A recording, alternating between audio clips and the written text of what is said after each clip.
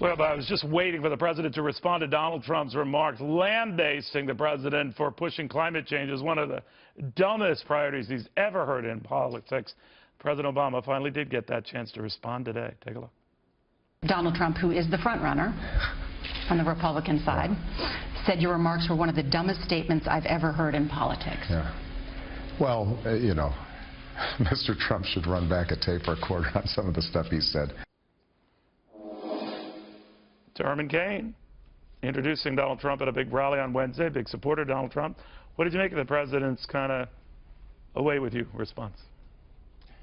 The president has gone from assuming that the American people are gullible to assuming that the American people are simply stupid. Donald Trump may say some things that irritate people, but he never assumes that people are stupid or gullible. That's the difference between what Donald Trump said and what the president said, Neil. Plain and simple. Now, what Trump was criticizing was the president prioritizing climate change this past week when all this other stuff is going on. It was actually last week.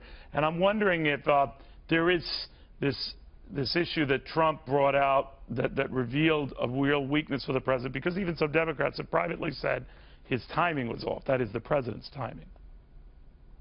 That's just one of the weaknesses of President Obama that has been revealed. His other weakness is he acts as if he is clueless on the fact that this economy is stalled. He wants people to believe that a 2% GDP growth is the new normal. That doesn't have to be. He wants people to believe that we can ignore the spiraling national debt. So he is using climate change not only to push a political agenda, but he's using climate change to divert the attention of the American people with the help of the media that climate change is more important than the economy, more important than national security, and a whole list of other important things. That's what the president is doing. So he's the one that's not being realistic about the statements that he's making, because he's assuming that the American people are stupid. More and more people are waking up and saying, we are not stupid. But you know, obviously you want to forgive, or the president wants to just sort of dismiss some of these statements out of hand.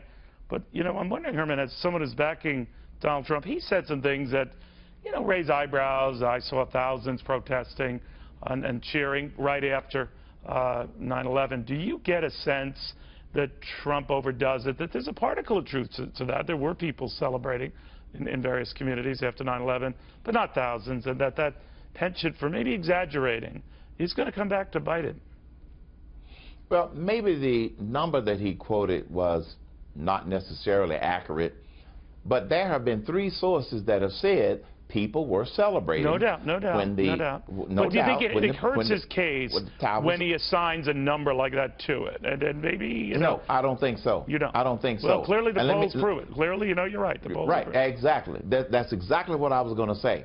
If you look at the latest Quinnipiac poll, it shows Donald Trump at least twice the nearest competitor in the number 2 position. Yeah. The latest CNN poll, it's not just 2 times, it is 2 times plus. So no, here's right. what I think. It hasn't hurt him. It hasn't hurt him, Herman. Exactly. All right. So here's what the American people are saying, in my opinion.